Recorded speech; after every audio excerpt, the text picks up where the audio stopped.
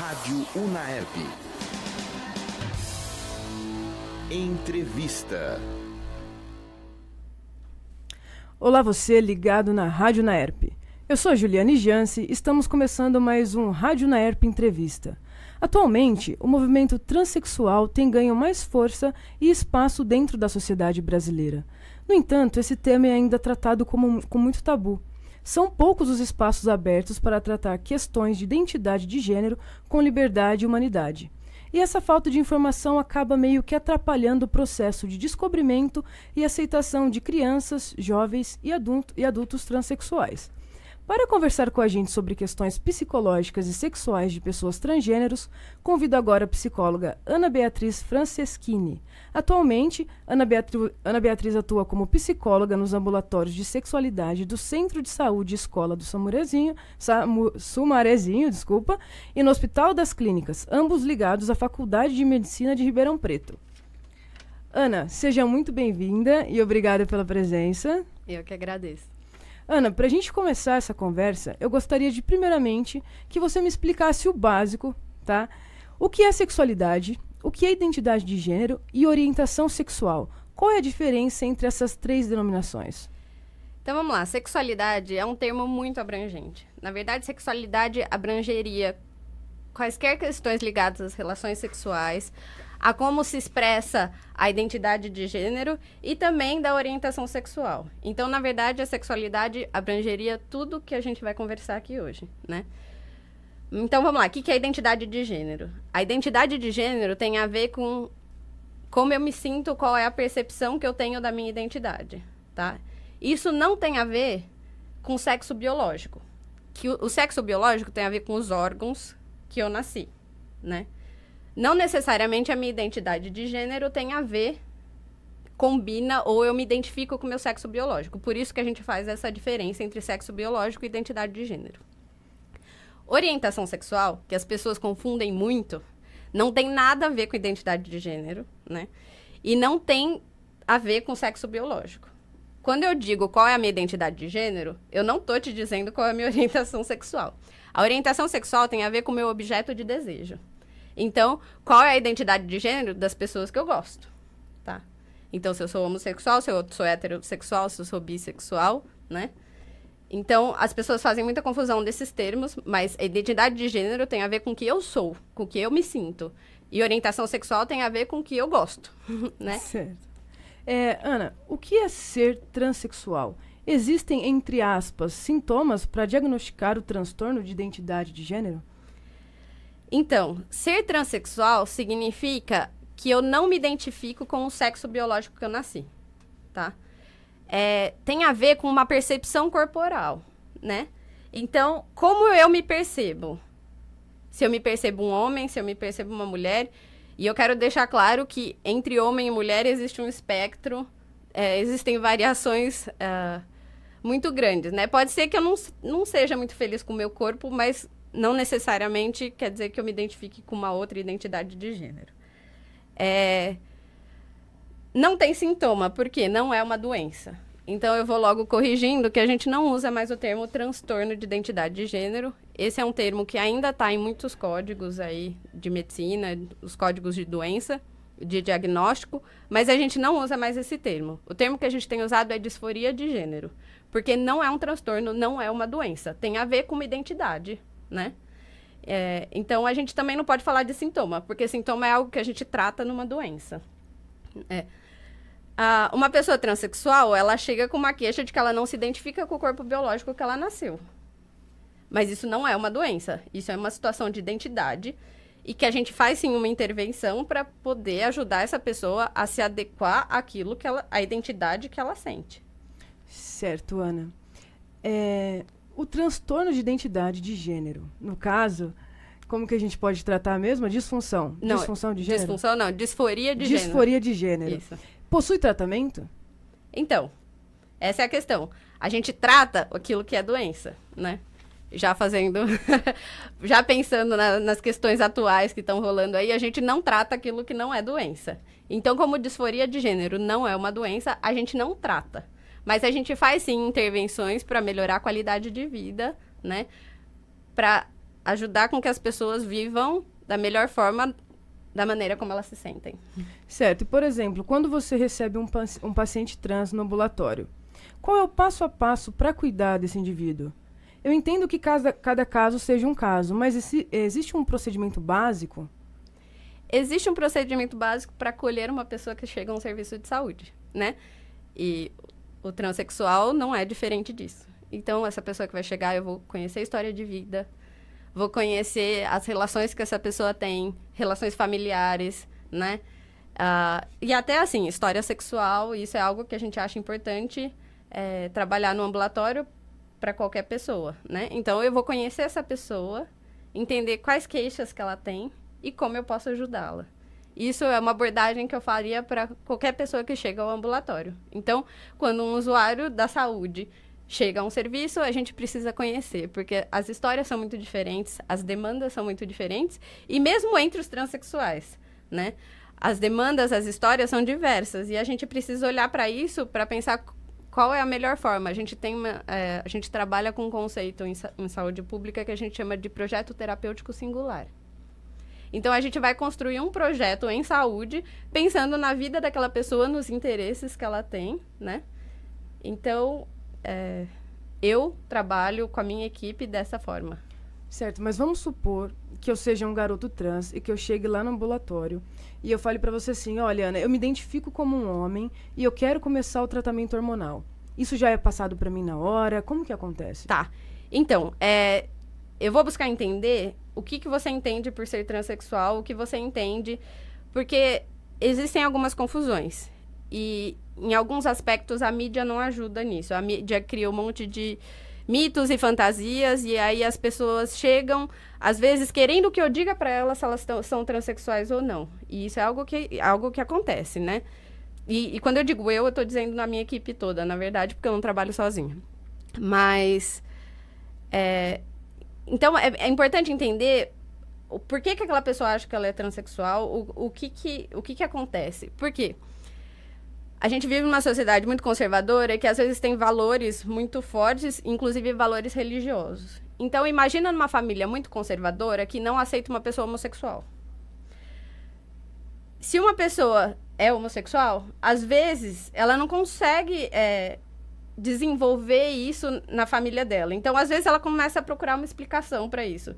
Então, às vezes, se eu sou um homem que gosta de homens, às vezes faz mais sentido dizer que eu sou uma mulher, então, que nasci no corpo errado, e, gente, muitas aspas nisso, né? Na verdade, são explicações que, às vezes, as pessoas buscam.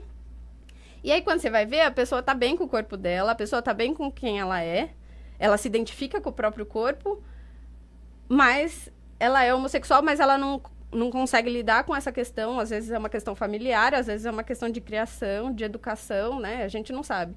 Então, é preciso desvendar, por isso que na nossa área é importante trabalhar numa equipe multidisciplinar, então, porque a gente precisa ter vários olhares para essa pessoa, precisa ver se não tem um transtorno mental, às vezes pode ser uma coisa de um momento, né?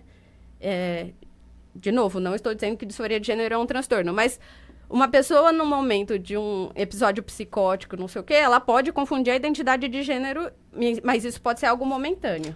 E a gente não pode já ir fazendo uma intervenção numa pessoa que a gente acha que não está em condições de dizer quem ela é naquele momento, né? Então, por isso que é importante colher uma história, entender qual é o desejo daquela pessoa. Você deseja modificar o seu corpo? Não. Por isso que é muito importante, assim, o que você quer? Como eu posso te ajudar? Porque a gente tem uma mania de chegar achando que é dono do saber, né? Que a gente sabe o que é melhor para as pessoas e às vezes já chega impondo um projeto de vida que para a pessoa não faz sentido nenhum. Então, é importante dar um sentido para essa queixa, entender por que você chegou até aqui e como eu posso te ajudar. E aí, a partir do momento, tô curiosa. E aí, a partir do momento que a gente entendeu, eu passei algumas consultas no ambulatório, por exemplo, e aí a gente chegou à conclusão que sim, eu posso começar o tratamento hormonal. Eu tenho que ir até o ambulatório? Eu posso fazer em casa? Como que funciona? Então, é indicado que a equipe prescreva o hormônio, né? A terapia hormonal, porque existem dosagens, né?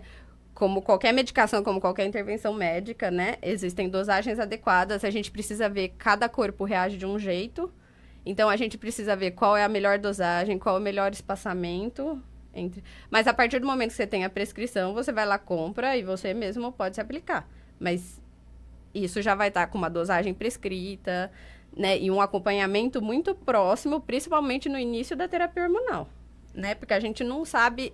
Os corpos reagem de jeitos muito diferentes, as medicações, as coisas. Por isso que a gente acompanha muito de perto. O que tem acontecido é que muitas pessoas, até por uma falta, por não encontrarem, às vezes, profissionais que se propõem a ajudar na terapia hormonal, acabam fazendo a terapia por conta. Mas níveis irregulares de hormônio podem ter consequências seríssimas. Como quais? Por exemplo, altos níveis de testosterona podem acarretar riscos cardiovasculares, por exemplo. Por isso que a gente precisa acompanhar como é que anda a pressão, como é que andam os outros níveis hormonais, as outras questões de uma pessoa que está na terapia hormonal. Porque, às vezes, aquele nível que pode ser um nível prescrito, mas, às vezes, é muito alto. A gente precisa baixar um pouco. Então, a gente tem tomado muito conta dessas questões dos riscos cardiovasculares para as pessoas que estão tomando testosterona. Porque, às vezes, o estrogênio, que é o hormônio feminino, ele protege um risco cardiovascular que, às vezes, é uma pessoa que já tem propensão. Então, a gente precisa ficar atento a esse tipo de coisa. Por isso que a gente faz um acompanhamento muito de perto. Certo, Ana. Mudando um pouquinho de assunto, através da sua experiência profissional, você poderia me pontuar quais são os desafios mais comuns encontrados em casos de transexuais? A família seria um dos principais desafios? A família é um dos desafios, mas eu não diria que é o principal, pelo menos pelas experiências que eu tenho tido. Porque até, assim, tem chegado pra gente, são pessoas que já estão até muito bem resolvidas. Muitas vezes já travaram sua batalha com a família e isso, de alguma forma, já está. O maior desafio é a sociedade como um todo.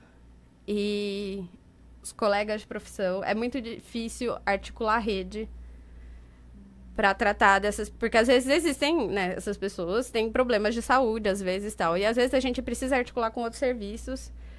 E, às vezes, é muito difícil fazer isso, porque os profissionais têm...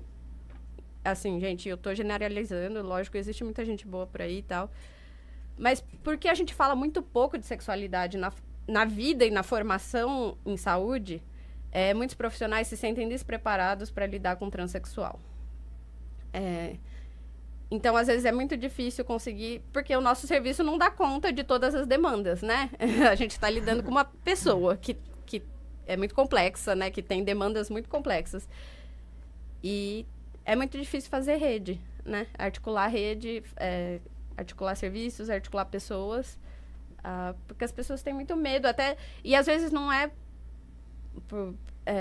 eu não diria que é um preconceito ou... É uma má intenção. Na verdade, é um medo de se comprometer e de não dar conta daquela demanda. Mas quando, na verdade, é uma demanda que é simples, né? É um corpo... Nessa hora, eu acho que dá para olhar para o corpo biológico como um corpo que está ali e que tem a mesma demanda de outros. Mas as pessoas têm muito medo, porque ainda é muito tabu, a gente não fala muito sobre isso. Existe muito pouca produção científica sobre isso, né? Então... As pessoas se sentem muito despreparadas. Certo, Ana. Só uma coisinha também que eu fiquei com curiosidade. Um colega meu chegou a comentar que ele, se eu não me engano, eu acho que ele foi no ambulatório, porque ele gostaria de começar o tratamento de hormônio, ele gostaria de fazer cirurgia de retirada de mama, enfim. E ele comentou comigo, não sei se é real, que a fila estava de mais de um ano. É real isso? Tá grande a fila? Então, vamos lá. Só a cirurgia de mastectomia ou... Então, quando você fala dos desafios, vou falar um pouco também das frustrações, na verdade. Qual é a maior frustração de trabalhar com as pessoas trans? A gente tem muito poucas opções, além da terapia hormonal e da psicoterapia, para oferecer. Por quê? Pelo SUS... A gente só tem uma equipe, atualmente, que tem feito cirurgias, e é a equipe de São Paulo. Só que, enfim, são cirurgias que exigem uma equipe grande, exigem um acompanhamento. Isso não é algo fácil de se fazer. A gente não tem, justamente por ser tão tabu, a gente não tem muito respaldo, tanto financeiro, tanto do governo, tanto dos conselhos aí de classe. E, enfim, e aí essa equipe, pela informação que eu tenho, isso pode estar equivocado, mas tem feito em média 8 cirurgias por ano só. E essas cirurgias, inclusive, incluem complicações de outras cirurgias, por exemplo. O que quer dizer que a fila da cirurgia que a gente chama de redesignação de gênero, que seria uma vaginoplastia para mulheres trans, tem uma fila de espera que chega a 15 anos. É muito complicado. A gente tem buscado pessoas que estivessem dispostas e instituições que estivessem dispostas a acolher essa demanda e grana para conseguir, mas é muito complexo. A gente vai quando você consegue eliminar uma barreira, a gente esbarra em outra. Tem questões éticas, porque aí as pessoas falam, e se a pessoa se arrepender, como é que é isso, tal. Existem, enfim, das questões mais ridículas até das questões, assim, até questões que fazem até sentido. Mas, então, e aí é importante falar que, inclusive, assim, só teria essa cirurgia para mulheres trans, mas para um homem trans a gente não tem cirurgia de redesignação de gênero. A gente tem cirurgias que são experimentais, mas até as que eu conheço que são experimentais seria uma coisa puramente estética, não seria algo funcional. Então, mesmo dentro da fila dos 15 anos, ainda é uma opção muito restrita. A mastectomia e o implante seriam de mama, né? O implante de mama seriam opções aí, mas também é muito difícil encontrar profissionais da rede pública que encarem fazer para a população trans. É uma situação muito complicada, né? Porque, pelo menos eu tenho muito contato com muitos jovens, e esses jovens, às vezes, eles ou trabalham e estudam para pagar as contas de casa e não tem respaldo da família para ajudar numa cirurgia particular, por exemplo, e aí você pega o sistema público de saúde e você tem uma fila de 15 anos. Eu acho que essa tem sido a parte mais frustrante, assim. Aqui no HC a gente tem conseguido algumas coisas, por exemplo, a gente tem conseguido a cirurgia da cartilagem, do pomo de Adão, como a gente chama. Isso a gente tem conseguido para as mulheres trans, a gente tem conseguido depilação a laser. Enfim, a gente tem conseguido algumas conquistas aí, às vezes de pequenos projetos que conseguem dinheiro mas estamos aí na luta para expandir, espero em breve ter outras notícias, mas por enquanto é isso. Mas a gente tem encaminhado para o pessoal de São Paulo, né? Certo, eu vou voltar um pouquinho no assunto. Quando eu me assumi homossexual, minha mãe me levou ao psicólogo, né? E o psicólogo me atendeu e ele me falou assim: Juliana, não tem nada de errado com você. Eu gostaria de conversar com a sua mãe e com você junto. Meio que ele fez um atendimento familiar, digamos assim. Não sei se é esse termo que eu posso utilizar. Seria adequado isso também no caso de transexuais? Ou vocês não indicam? Como que funciona? Não, sim, poder envolver a família. Qualquer rede de apoio é sempre indicado em qualquer caso, qualquer situação da saúde, na verdade, né? É importante a gente ter uma rede de apoio. E a família, se estiver próxima, melhor ainda, né? Nos casos dos trans, às vezes as pessoas chegam com uma história de muito sofrimento, às vezes com uma história de não aceitação da família e tal. Quando a gente consegue alcançar essa família, poder acolher também essa família, porque é uma transformação que vai mudar a família inteira, né? Assim, muitas vezes a família tem muitas dúvidas de como vai ser esse processo, das consequências, muito medo de como a sociedade, né, lida com essas questões. Então, é importante poder acolher também a família. Mas a gente tem que ter em vista quem é o nosso vínculo, né? Nosso vínculo é a pessoa trans que veio procurar. Então, quando às vezes existe um conflito com a família, a gente pode até encaminhar para outros serviços, né? Encaminhar para uma psicoterapia, para que as pessoas possam fazer suas psicoterapias pessoais e tal. Então, é muito importante, assim, a gente envolve a família quando isso é um desejo da pessoa, do nosso paciente. Eu não gosto muito dessa palavra, mas sim, do nosso paciente. Então, a gente acaba envolve a família. Se é uma pessoa que tem a família próxima, que se vive com a família, se tem contato, a família faz parte desse processo e lógico que a gente precisa envolver a família. Certo, Ana. E agora, voltando no assunto sobre as cirurgias de mudança de sexo, eu tenho conversado muito com algumas pessoas, no caso homens trans, e muitos têm comentado comigo que tem medo de tentar alguma cirurgia ou alguma coisa porque pode perder a sensibilidade do órgão, né? Inclusive, se eu não me engano, o Tami Miranda falou isso, que não ia fazer a cirurgia porque perde o prazer, enfim. Você saberia me pontuar, tanto a do homem para mulher quanto mulher para homem, se perde mesmo o nível de sensibilidade e prazer? Então, a cirurgia do homem trans, eu não sei, é um caráter experimental, parece que tem muitas questões, inclusive envolvendo o prazer, que são complicadas, acho que até por isso que a gente não tem uma cirurgia aprovada ainda, que seja algo que se faça. Mas a vaginoplastia, que, né, a cirurgia da mulher trans, que constrói uma vagina, que constrói uma vulva,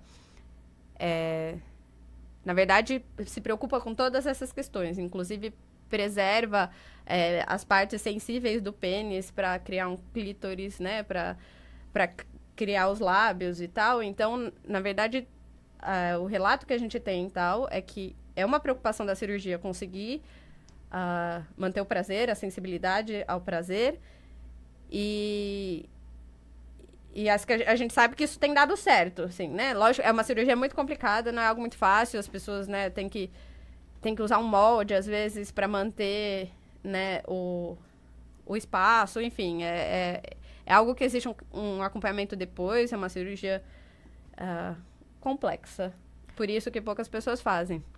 Mas, até onde eu sei, a questão do desejo não tem sido um problema. Certo. Eu queria até fazer uma pergunta relacionada a isso. A gente sabendo de todas essas dificuldades, de talvez, às vezes, não dar 100% certo, enfim, cito até, por exemplo, o filme da Garota Dinamarquesa, Sim. Né? Mesmo sabendo de todos esses poréns, o porquê, eu não sei, uma pergunta particular mesmo, o porquê seria tão importante para alguém fazer essa cirurgia de sexo, do órgão sexual, mesmo podendo contar com essa incerteza, sabe? Você saberia me dizer o porquê? Então, é uma pergunta difícil, assim, porque eu acho que tem a ver com se identificar com o próprio corpo. Tem a ver com ter um corpo com o qual eu me identifico, que faz sentido. Mas é curiosa essa questão, porque a gente, como eu falei, a gente tem um espectro muito grande dentro do que seria ser homem, do que seria ser mulher. Então, a gente tem pessoas com queixas muito diversas. E, às vezes, o órgão não é uma... Às vezes, para um homem trans, é mais importante ter barba, né? É mais importante mudar a distribuição de musculatura no corpo do que a questão de ter um pênis e tirar a mama. Mas, assim, algo que eu tenho visto na minha prática, eu não sei dizer se isso tem estatística, mas incomoda mais a presença de um órgão que não faz sentido do que a ausência de... Então, por exemplo, os homens trans chegam muito mais com uma queixa de que iria retirar a mama do que de ter um pênis.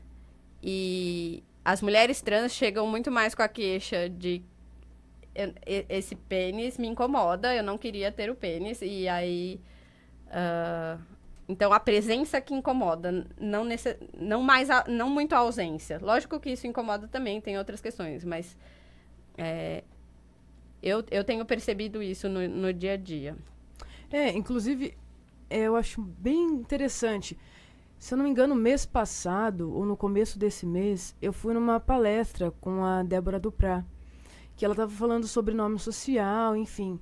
E ela até pontuou como é difícil a gente tratar qualquer comunidade, seja ela trans, enfim, qualquer comunidade de uma forma muito ampla.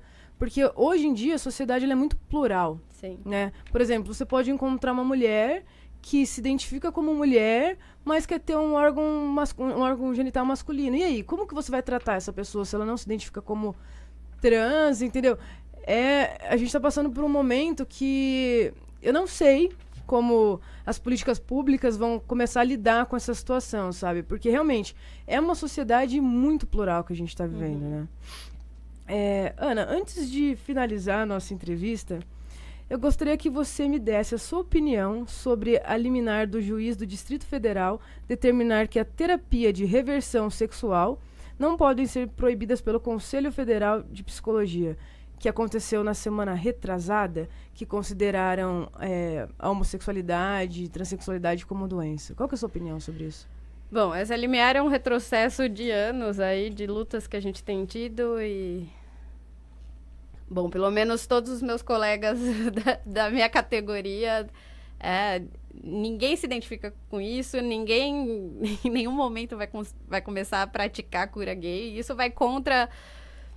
Bom, pra mim, isso vai contra a minha formação pessoal, isso vai contra a minha formação profissional, isso vai contra o meu código de ética, isso vai contra os direitos humanos que estão sendo derrubados também aí nesse governo diariamente, mas eu ainda acredito nos direitos humanos. Orientação sexual é um direito humano e eu nunca vou passar por cima disso, assim, não acredito, estou lutando fortemente contra, mas eu acho que isso faz parte aí de um movimento político, de um movimento de um retrocesso conservador que tá difícil combater, assim, mas eu acho que isso é mais uma coisa, inclusive, em alguns momentos eu me pergunto se isso não é até uma manobra para desviar a atenção de outras coisas, porque é lógico que uma coisa dessa vai ser polêmica, é lógico que isso vai gerar muita reação, como está gerando. E eu tenho ficado feliz com as reações, porque são reações de lutas. Eu acho que isso tem mobilizado o pessoal, então talvez tenha um lado bom aí, porque eu acho que eu estou vendo pessoas que muitas vezes, há muito tempo eu não ouvia falar, eu estou vendo pessoas que estão se pronunciando porque acham importante se pronunciar. Então talvez isso gere uma mobilização positiva, mas eu não aceito isso em nenhum momento. Pode virar lei, pode virar o que for, não engulo essa. Não dá. Não dá. Ana, eu falei que eu ia finalizar, mas eu queria, na verdade, fazer mais uma perguntinha. Esse é um tema que dá para falar. Aliás, eu acho que a gente precisa falar, na verdade. Horas e horas. Mas, enfim, o que você diria agora? Você está com essa possibilidade nas mãos. Para uma pessoa trans ou um familiar de uma pessoa trans, nem como profissional, como Ana, pessoal, qual seria o seu conselho? Vamos se unir. Eu acho que a gente precisa derrubar aí muitos tabus. Eu acho que a gente tem que lutar, porque eu tenho visto que isso é uma questão de formação pessoal, não só... Eu tenho questionado muito a formação em saúde, o quanto a gente trata das questões de sexualidade na formação, mas eu tenho visto que isso é um problema de formação pessoal. A gente carrega valores muito fortes, a gente carrega questões históricas muito fortes, e a gente... Pelo amor de Deus, né? Já faz... desde a garota dinamarquesa, que é uma história real, já se passaram 100 anos e a gente avançou muito pouco. Apesar desse assunto estar sendo mais discutido, a gente não avançou nada, na minha opinião. E eu acho que a gente precisa se unir, porque eu acho que tem muita gente no mesmo barco, tem muita gente que se identifica com essa luta, né? Assim, eu compro essa briga como pessoa, como profissional...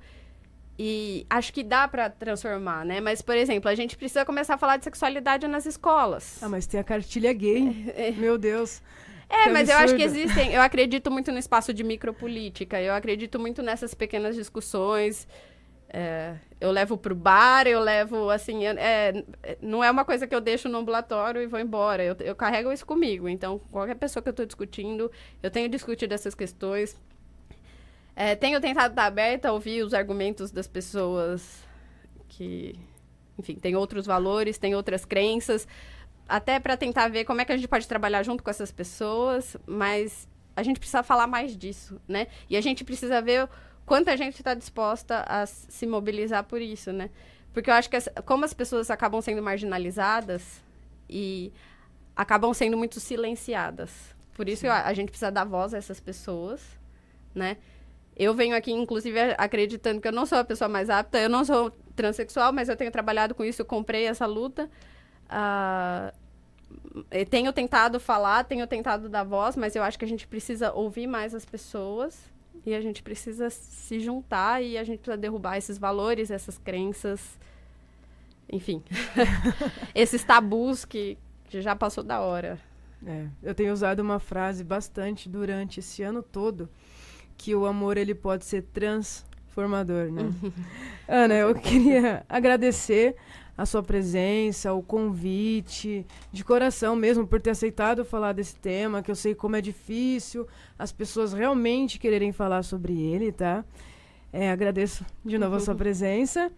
E obrigada a você também, ouvinte da Rádio Naerp. Eu sou a Juliane Jansi e a Rádio Naerp Entrevista vai ficando por aqui. Continue ligado na nossa programação.